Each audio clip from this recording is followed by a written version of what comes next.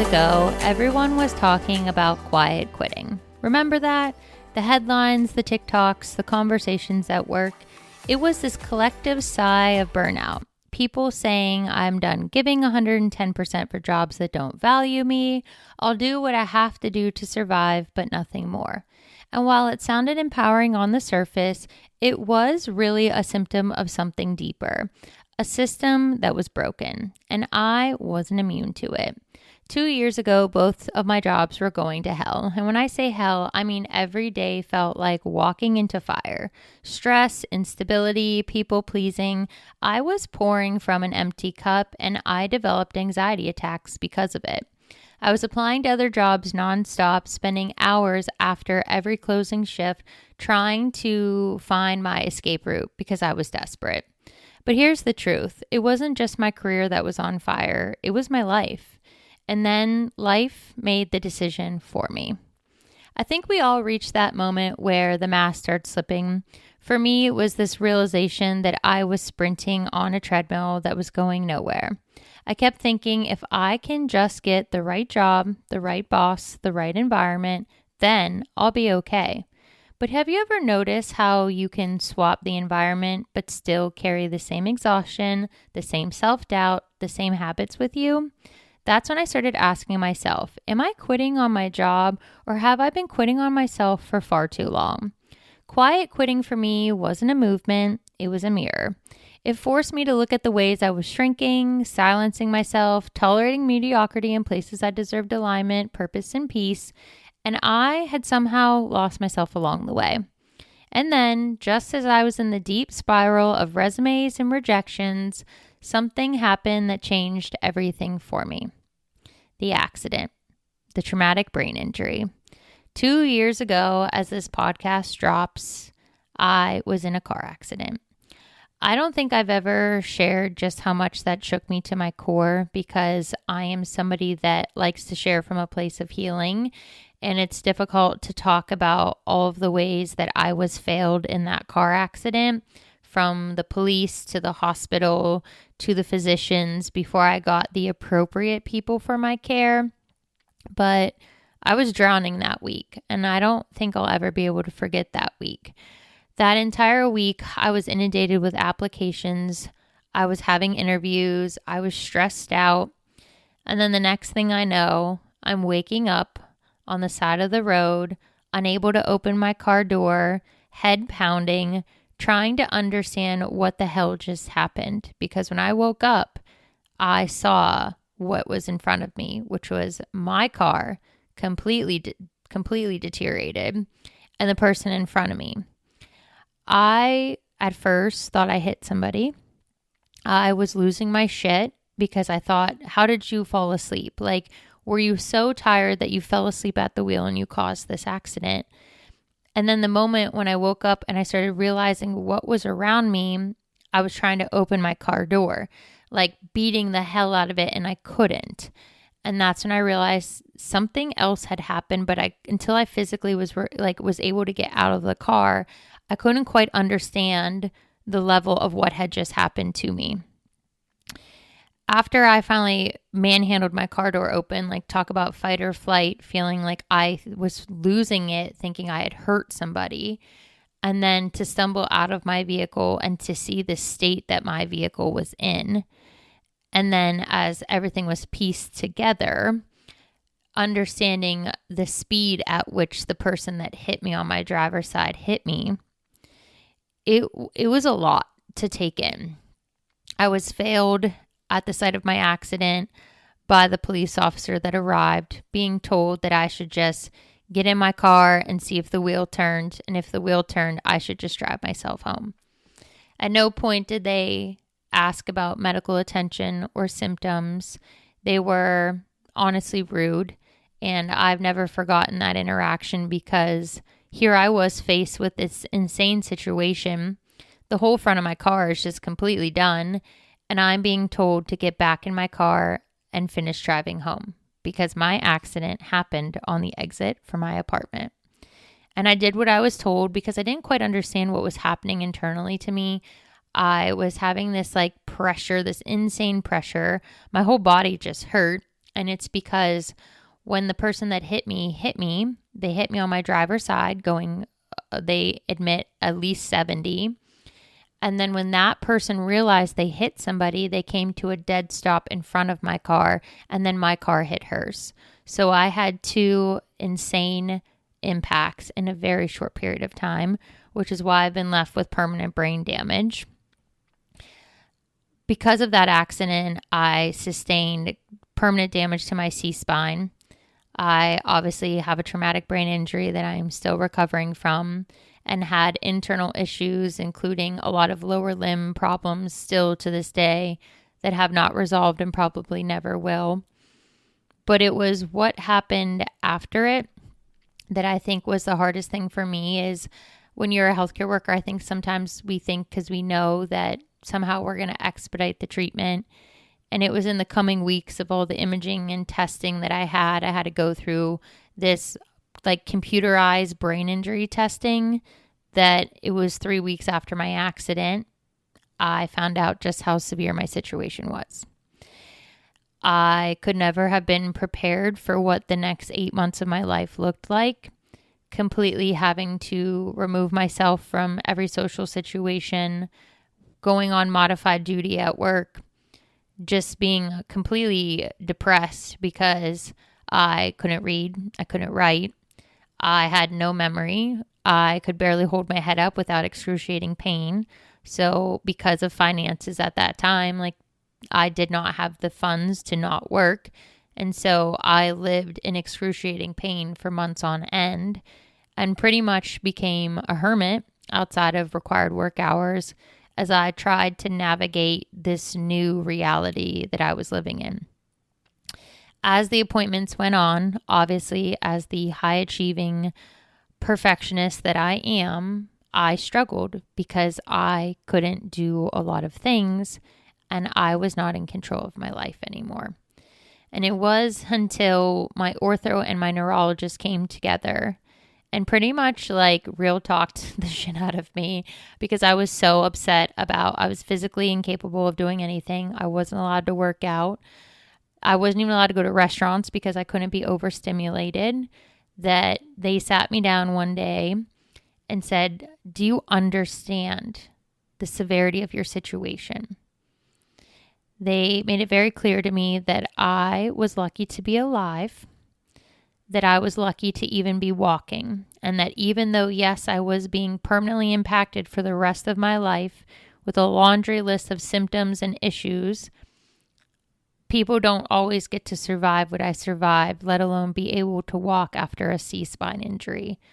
And so it was in that fall, towards the end of the year, I really, if you listen to the birthday episode, it is my first full episode of my podcast.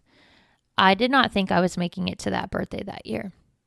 I really didn't think that I was going to survive any of this. And so I was struggling with severe depression at the time. And it was on my birthday that I launched this podcast. I have thought about doing a podcast for literally years. I'd even bought a podcast course, like I think it was 7 or 8 years ago, and never opened it. But after that conversation, I really had to sit down with myself and really think about my life and stop being woe is me. I clearly was given a second chance at life, and I wasn't using the first one as well as I should have been.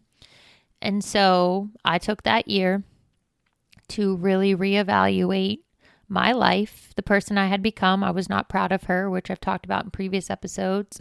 Everything went to hell. Like both of my jobs, everything would end. In the coming months after that accident, one would go. And then shortly after, I would resign from my healthcare job after a series of really insane events. And it was when I launched that podcast that I decided to start living for me.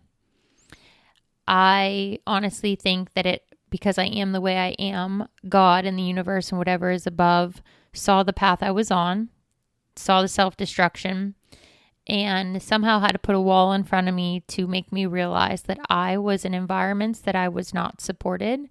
I was around people that did not have my back.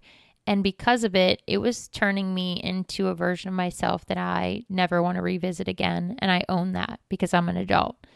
and I've said and done things and that are out of character. And even though like having a traumatic brain injury completely changes who you are, your behaviors, your patterns, it literally like I deal with like really intense periods of like anger when I'm frustrated, when I can't do things, and it really just changed who I was to my core. I think it was that brush with realizing that day I easily could have died. And I struggled to understand why I didn't. For a long time, I would talk with my doctors because I was struggling so much that year that I didn't understand why God saved me. And it wasn't until all of the noise went quiet in my life and I was faced with myself and who I was and where I was going that the to-do list didn't matter anymore. The job titles didn't matter anymore. The hustle, it didn't matter anymore. What I realized mattered was if I did get this second chance, how am I going to use it? How am I going to flip the script on my life? And how can I take the second chance that I have and actually do something with my life? And it was in that silence that I made a choice. I wasn't going to crawl back to the same patterns. I wasn't going to keep living my life as a series of check boxes for somebody else's approval. I wasn't going to hustle myself into an early grave because I really think that's what would have happened. I decided if I got a second chance at life, I would reinvent my existence. And here's what that reinvention looked like. I stepped into not one, but 2 new jobs that align more with who I wanted to be, the impact I wanted to make. They're not perfect, they're not forever, but they were aligned for where I was at. I started this podcast, a space where I could tell the truth, unfiltered, raw, and real. And I wrote my book, The Badass Blueprint, a year later. After going from having a brain injury, having severe memory deficits, being unable to read or write, everything was backwards. And I didn't realize that, like, while I was struggling so much to read and like do my documentation at work, until I was literally writing a note. And I realized that all of the letters and words were jumbled and they were backwards. And I wasn't like this before the accident. And so to go from that and having to relearn how to do everything to writing a book, it's kind of crazy. But I did it because I knew my story wasn't just mine. It was a roadmap for anyone that felt stuck. I then expanded my organization, Sweating Together for a Cause, and I turned sweat into service, fitness into fundraising, and community into impact. And maybe most importantly out of all of it, I lessened my circle. I stopped clinging to relationships that drained me. I chose quality over quantity, alignment over access, and I removed myself from the circles and circumstances and even situations that really didn't serve me and didn't bring out the best in me. For the first time, my life wasn't about how much I could do. It was about how intentionally I could live my life. And that's the shift. Less hustle, more alignment, less noise, more truth. Less surviving and more living. Let's talk about what that really means, because it sounds cute and it probably sounds polished, because hustle culture is sneaky. Hustle says more is better, rest is weakness, your worth is tied to your productivity. Conscious living says alignment is better, rest is powerful, and your worth is inherent. Hustle is chasing success at any cost, which I was doing. Conscious living is defining success on your own terms, which now I am learning.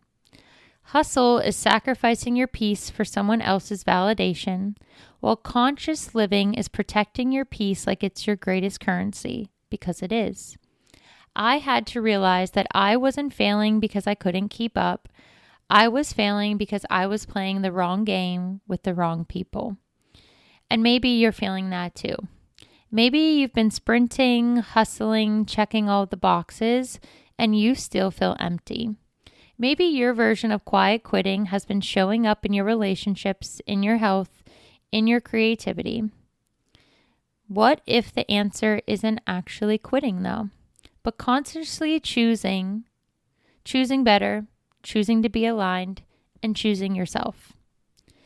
I've shared my story in a very short and abridged version because I truly don't think I am ready to tell the full story of what happened to me after that accident. That night, being sent home by a medical professional of a large facility here in Tampa, passing out, I was blacking out, and they sent me home instead of admitting me. Again, facing not making it. The fact that night I went home, every time I stood up, I passed out, and it stayed like that for days. And it wasn't until a physician that Sunday would call me when they finally read my report and tell me just how severe my situation was. And that's when I got sent to a series of specialists.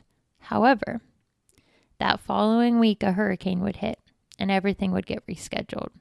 So I spent those 3 weeks returning to work in insane pain, just miserable as I'll get out, trying to wonder why the hell God saved my life.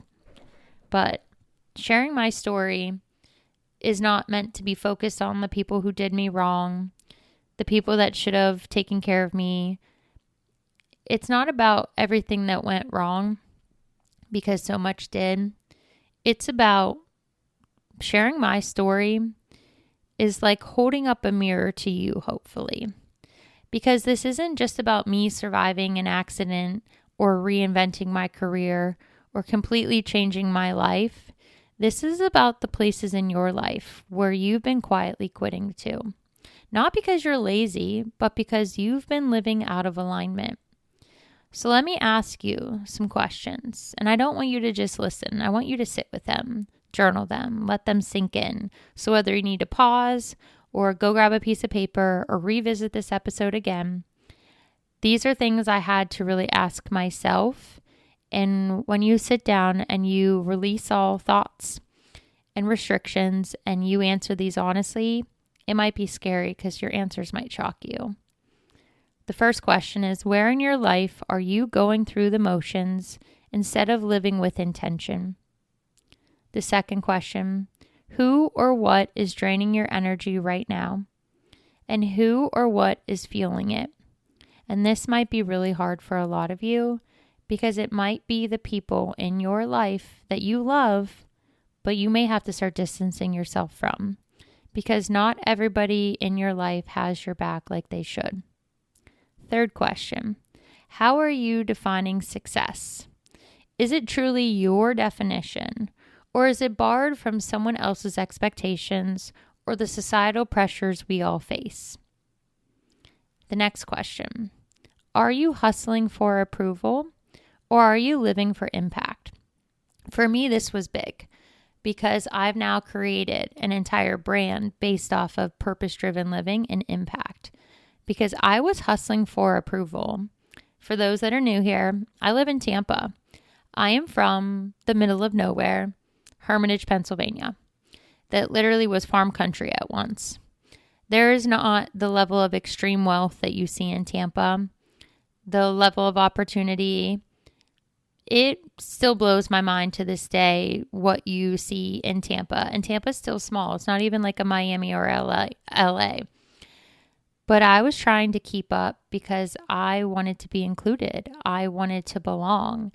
And I just kept feeling like I was the poor kid because even though I was making more money than I had in my entire life, working 2 jobs, doing everything I thought I was doing at the time that I thought was correct, I always felt less than here because I kept comparing myself to the external that you saw people portraying until I really started learning what was really going on here.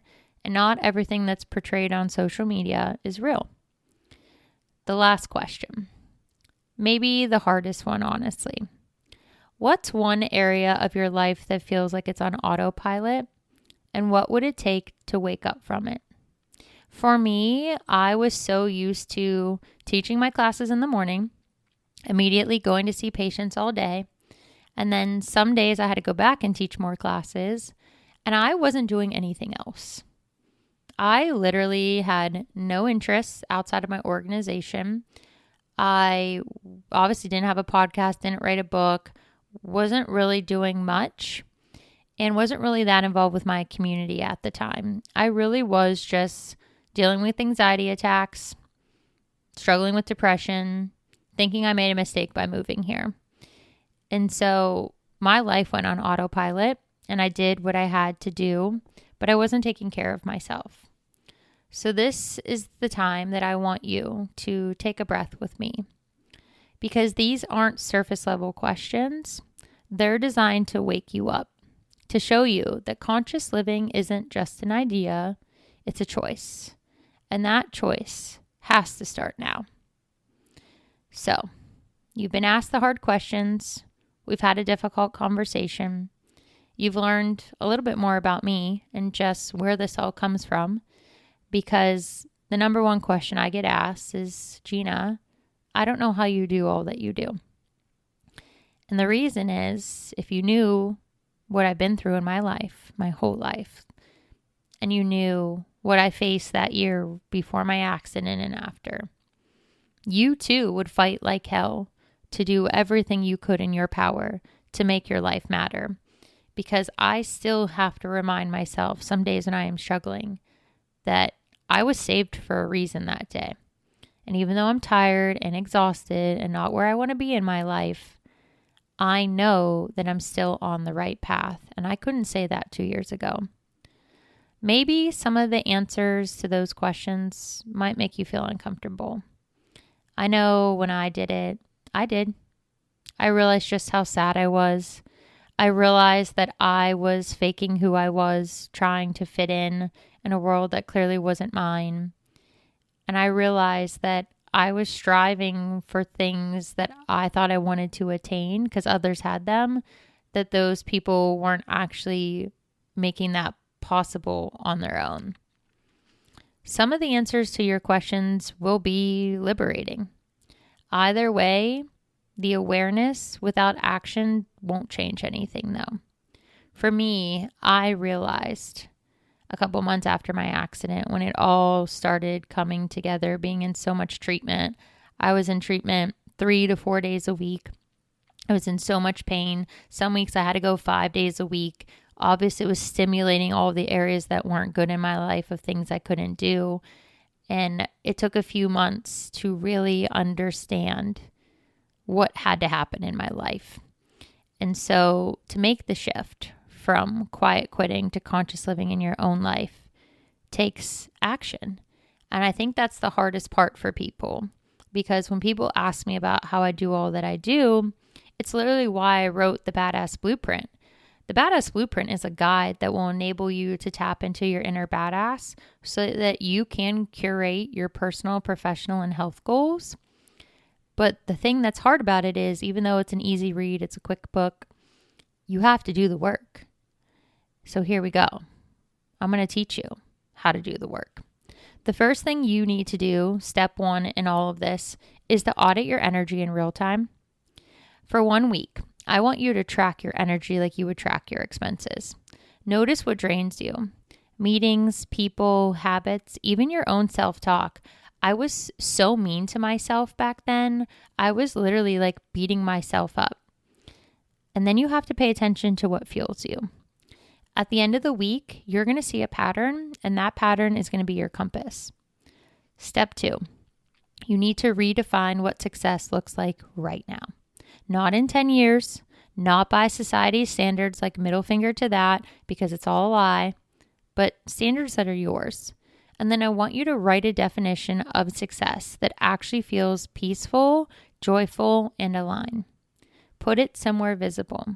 That's going to become your North Star. Step 3, set one boundary this week. Boundaries are where conscious living begins. Maybe it's saying no to an event you didn't want to attend. Maybe it's logging off work at 6 instead of 9. One boundary is enough to remind yourself that your time and energy are valuable. Step 4, choose one aligned action. This doesn't have to be life-altering. It could be signing up for a class you've been putting off, reaching out to somebody who inspires you, or even carving out 30 minutes for yourself every morning. One small action creates momentum. And step 5, celebrate your progress, not perfection. You're not going to flip a switch overnight. Conscious living is a practice, not a one-time decision. Every step toward alignment deserves to be recognized.